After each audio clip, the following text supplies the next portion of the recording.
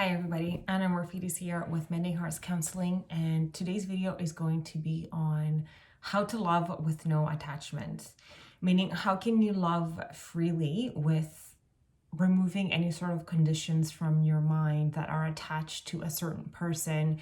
And those conditions sound like I can't live without him. I hurt so much when they are not around. Only if they could be with me every single day of my life would I be so happy. They make me so happy, and when they're not with me, I feel so lost and confused, and I am hurting. First thing that we have to recognize is that there is attachment styles. We all attach to our romantic partners. That's one thing to recognize. And there's 4 different types of attachments. And the golden children of our world are 65% of the population, and they fall into the category of securely attached. They are safe, seen, secure, soothed when they were children, and they seek the same in relationships, and they will settle for nothing less. Therefore, they are kind of winning at the game of life.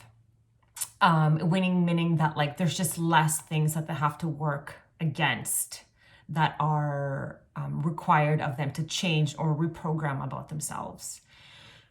And the rest of the population, the 35% of the population, we fall into 3 categories of attachment styles. It's anxious, ambivalent. That's the one that I actually would fall into, where I have a negative self-view and I attach to people for my self-view to be validated, which will never work. Same with the third attachment style, which is the avoidant. And those are the people that tend to shut down, and they also have a negative self-view. And then lastly, we have disorganized attachment style.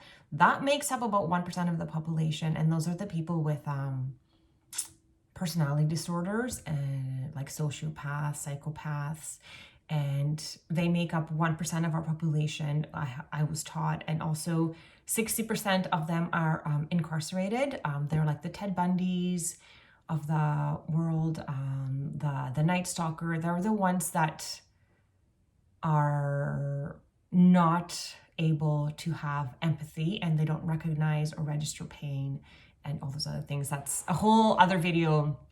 But the point of this is that there are 4 different types of attachment styles, and we all fall into one.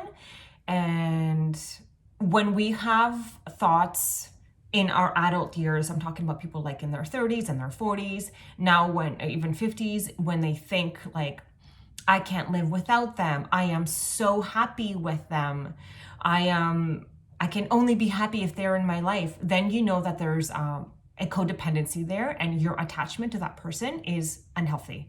It is not serving you purpose. You give your power away every time you say, I feel happy when they make me so happy.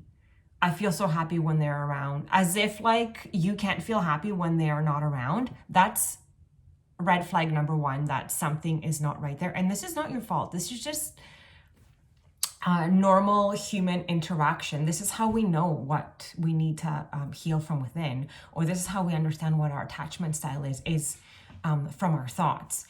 And then the more feelings we have with the thoughts that come in. So when I work with people and they feel that desperation so much in their soul and their body of like, I can't live without them, and they talk about it with such passion, and I'm so happy when they're around and I'm just so hurting when they're not, then I know that this is not healthy for the person that I am working with. I know, and I know what that feeling has felt like. I have been there. Believe me, like in my early 20s, I know what it was like to be unhealthily attached to someone and pine over them and think that your life is over without them. And like, you can't, how can you possibly find anyone else that would be like that or make you feel this way? But that's giving your power away. There are 7.7 billion people on this planet. How can only one person make you feel this way? You're giving that person that much power. Like, it is not possible. You have all the power from within you, and you are the one that is acknowledging. Maybe it's the circumstance or the situation that makes you feel happy. It's not that person. You can find that situation and circumstance anywhere else, minus the things that make you unhappy in that situation. Because if you're hurting when they're not around, something is not okay.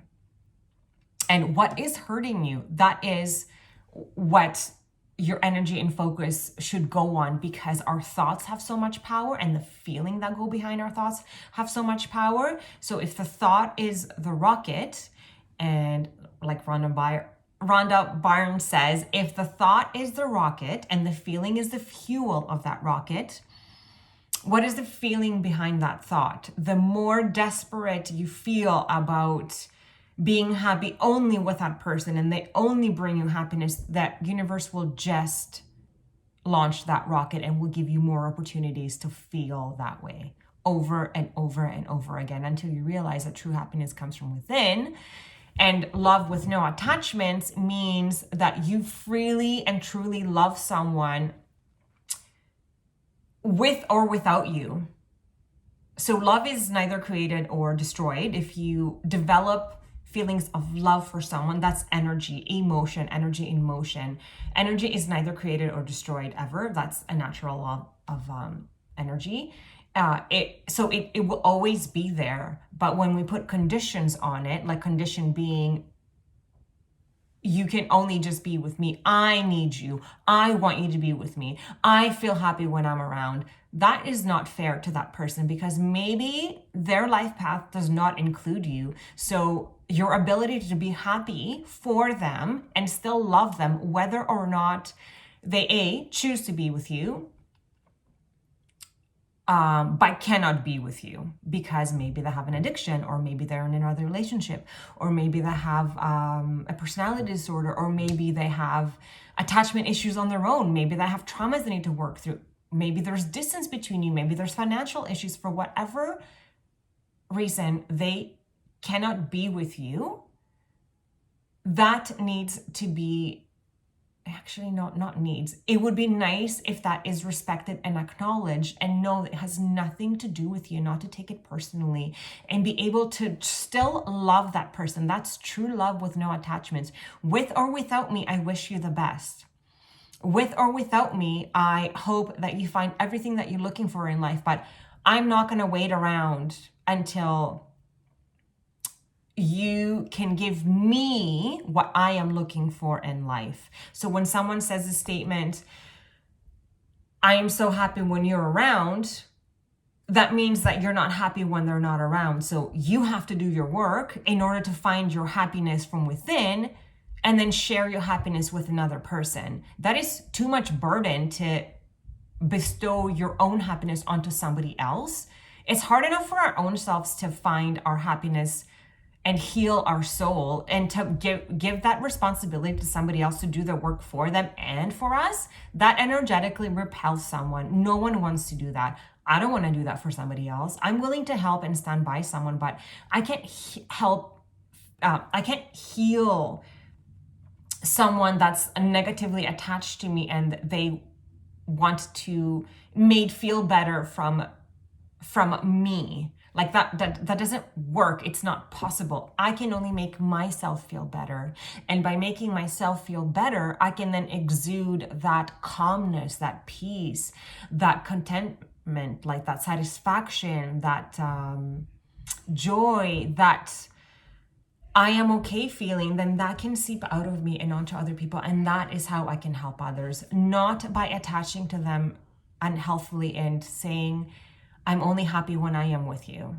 That is a big responsibility and a burden to put onto somebody else. And we're giving our power away. That's like giving up in life and being like, okay, you make me happy, so I'm just gonna wait for you to do all the things that I want you to do. And the other thing too is, like, people cannot guess what we need or what we want. It is our responsibility to voice to them what our needs and wants are. And then we have no expectations of anyone to meet anything. Are they willing to meet us there and give us what it is that we desire in a relationship? Zero expectations. The only expectation that we should ever have, or it would be nice to have, would be to know what our boundaries are, to know what our needs are. And we only know those by the uncomfortable feelings that come in a relationship. That's when we know what boundaries we need to set. That's when we know what needs are not met. That's how we know. And that's okay too. But it is our responsibility to communicate that to somebody else. The assumption that they can guess simply by like the way that we brood, or the way that we act, or the way that like sometimes we hold back certain things to like punish them or to show them, how can they not tell that I am upset with them? Well, because they can't. Imagine all the things that are going on inside of you, and you have to like decipher through every day. Other people are going through the same thing, and maybe sometimes even more. So that's too much for them to think about, to try to solve like a riddle or a puzzle that's coming from your way. Like if you're giving somebody the silent treatment, why should they try to figure out why you're being silent, as opposed to you approaching them and be like, hey, that action makes me want to shut down with you and makes me want to go silent because I'm finding that it's not working for me. Isn't that so much better and so much easier? So loving freely with no attachment means letting go of that person and expectations of how they should be and how they need to be in order for you to feel better. That is not true love. That is love with attachment. True love is loving someone if they choose to be with or without you. And choosing doesn't mean that there's something wrong with you. It's either like they just don't reciprocate those romantic feelings for you, or they simply just cannot, for various reasons in their life, be the best version of themselves that you are looking for. And that's okay too. We just wish them the best and we move forward with our life, because if you don't fight for you, if you don't fight for your boundaries and your needs, no one else will do that fight for you. If you don't show the universe that I'm willing to fight for myself and I'm willing to give myself everything that I need, it won't just simply bring someone else into your life to do that for you. It doesn't work that way. If you show the universe that you fight for yourself, then the universe will reward you with somebody that will also fight for you. So what does that fight look like? That depends on the circumstance and situation that you are experiencing. And remember that you are the example of what you want to experience in life. So if you keep not fighting for yourself and you keep allowing someone to step all over you, and so stepping all over you can mean many different ways. Like maybe they just see you once a week and you don't like that. That doesn't work for you. You want to see them more, but you're scared to not be with that once a week, then, and you don't voice it, or you don't do anything about it, or you keep being with that, then you're going to feel hurt. And, I forgot what my point was there about communicating it. Yes, if you're not showing the universe that like you're not willing to do anything about that, and if someone is giving you once a week and that's not working for you, if you're not showing the universe that you can walk away from that because that's not serving you, it won't take that person away from you, or make that person give you twice a week, 3 times a week, 4 times a week. You need to show the universe that you're doing this. You need to choose you and let that other person either then choose you, or somebody else will come in. That's how it works. We can never choose the face of the person that will give us what we want, but we can choose the feeling that we want to experience. And we just have to make room for that to come in, and always know that somebody will come in for you. You just have to make the room for it. You just have to show the universe that you mean business. You have to show the universe that you are willing to fight for you. And what does that fight look like? What boundaries do you want to set? What needs are you not willing to compromise? It's then and only then that you're going to be rewarded. Self-love, baby. Self-love. You can do this.